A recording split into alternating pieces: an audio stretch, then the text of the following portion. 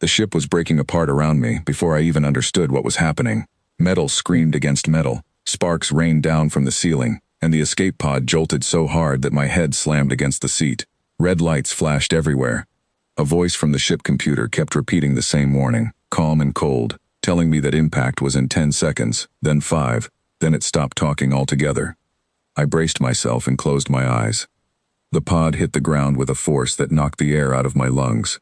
For a moment I could not move. I could not even remember my own name. Then the smell of smoke reached me, and my body reacted before my mind did. I pushed the broken hatch open and dragged myself out into thick red mud, coughing, gasping, trying to understand where I was. My name is Ethan Marlowe. I was a science officer on a small exploration ship called the Horizon Drift.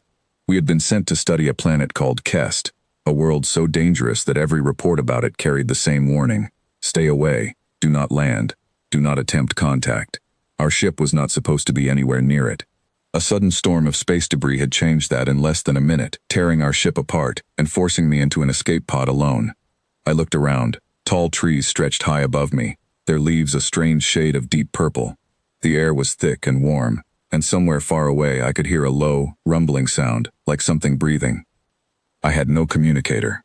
My suit was cracked. My leg throbbed with pain every time I tried to stand.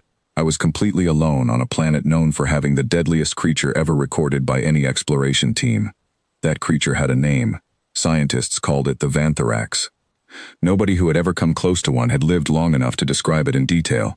All we had were broken transmissions, cut off mid-sentence, and warnings passed down from crew to crew, telling us to avoid the planet at any cost. And I had just landed right in the middle of its territory.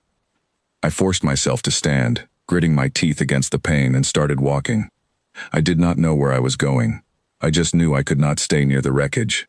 If something had noticed the crash, it would come looking, and I did not want to be there when it arrived. The jungle around me was alive with sound. Strange calls echoed between the trees, some high and sharp, some low and rolling.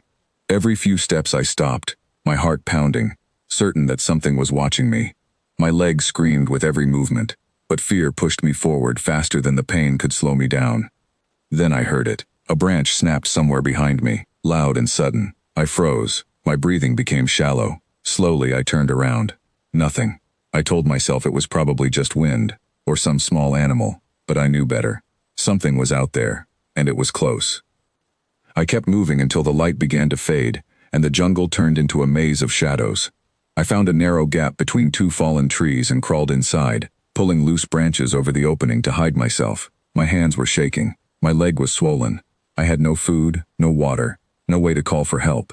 All I had was the hope that morning would come, and that I would still be alive to see it. Sleep never came that night. Every sound made my whole body tense.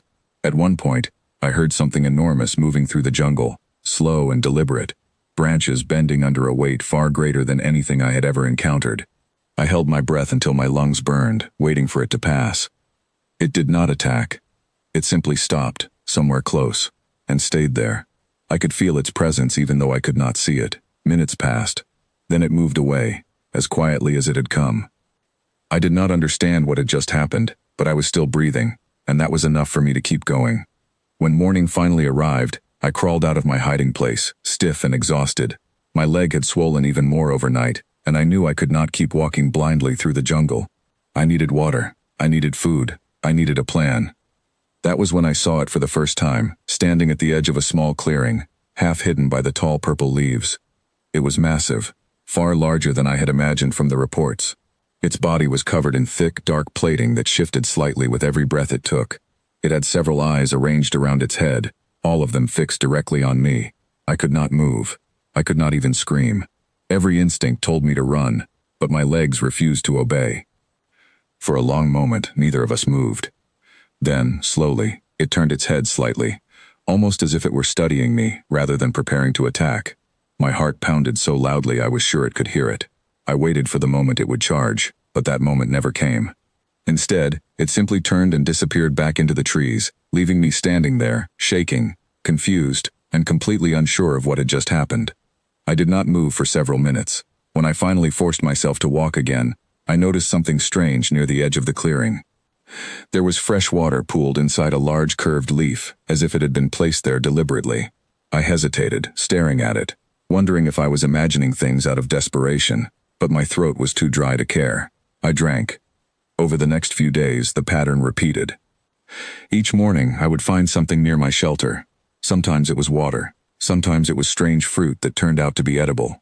Once, I found pieces of my scattered emergency supplies gathered into a small pile, things that had been thrown across kilometers of jungle when the pod crashed. There was no way I could have found them all myself, especially not with my injured leg. I began to understand, slowly and with disbelief, that the creature everyone feared the most was somehow helping me survive. I still did not trust it. Every time I caught a glimpse of it in the distance, my body tensed, ready to run, but it never came closer than it needed to. It watched from afar, always keeping its distance, always disappearing before I could get a clear look. On the 7th day, everything changed. I had wandered farther than usual, searching for a higher point where I might catch a signal with the small emergency device I had managed to repair. The device crackled with static, useless, but I kept trying anyway. That was when I heard fast movement through the underbrush, multiple sets of feet, moving with terrifying speed. I turned just in time to see a pack of smaller creatures rushing toward me. Their eyes locked onto me with predatory focus. I stumbled backward, tripping over a root, landing hard on the ground. My mind went blank with panic. I had no weapon, no way to defend myself, and my leg would not let me run fast enough to escape. Just as the first creature lunged toward me, a massive shape crashed through the trees beside me. It was the same creature that had been watching over me for days. It moved between me and the pack with astonishing speed for something so large, blocking their path completely. The smaller creatures scattered, confused and hesitant, unwilling to challenge something so much bigger and stronger than themselves. I do not remember most of what happened next. I remember sound, movement, chaos, and then silence. When I finally opened my eyes, the pack was gone, and the creature stood a few steps away, breathing heavily, watching me with those same unreadable eyes. I stayed frozen, waiting for it to turn on me next. Instead, it simply lowered its head slightly, almost like a signal, before slowly stepping back and returning to the shadows of the jungle. That was the moment my fear finally began to fade. From then on, I stopped hiding whenever I saw it. I started speaking to it, quietly at first, then more openly, telling it about my ship, my crew, my sister waiting back home who probably believed I was already dead. It never responded, of course, but it would often settle nearby, watching me with what almost seemed like patience, as if it understood more than I realized. Days turned into weeks. My legs slowly began to heal. I learned which plants were safe, which sounds meant danger, and which meant nothing at all. And every single day, the creature remained close, never far enough to be forgotten, never close enough to feel threatening. I later learned that a rescue team finally located my location on the 32nd day after the crash. A scanning drone detected an unusual heat signature deep inside the planet's most dangerous zone, one that did not match any known predator pattern. When the recovery shuttle landed, armed and ready for anything, there was no danger waiting for them. The creature was already gone, vanished into the deep jungle, as if it somehow knew its job had finally come to an end. I tried to explain everything during the debriefing that followed. I described the food, the water, the night it stood between me and the pack of smaller creatures. Most of the specialists looked at me with polite disbelief, writing notes about stress and isolation affecting my memory. I stopped trying to convince them after a while. It did not matter if they believed me. I knew what had happened. Even now, back among people, back in a world of comfortable rooms and clean air, I sometimes find myself thinking about those days in the jungle. I think about the silence, the fear, and the strange, unexpected comfort of not being alone after all. Everyone believed I was lost. The reports called my survival impossible. But for 32 days, on the most dangerous planet ever recorded, the very creature everyone feared the most was the reason I lived to tell this story at all. I have asked 3 times to be sent back to study that region more closely. Each time, my request has been denied, the risk considered too great for what they call personal obsession. They are right that it is dangerous. They are wrong about everything else.